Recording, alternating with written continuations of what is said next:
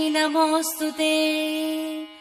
नमस्ते गरुडारूढे डोलासुरभयङ्करी सर्वपापहरे देवी महालक्ष्मी नमोऽस्तुते।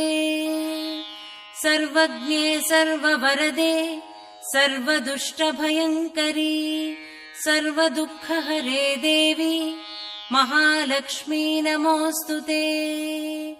सिद्धिबुद्धिप्रदे देवी भुक्तिमुक्तिप्रदायिनी मन्त्रमूर्ते सदा देवी महालक्ष्मी नमोऽस्तुते।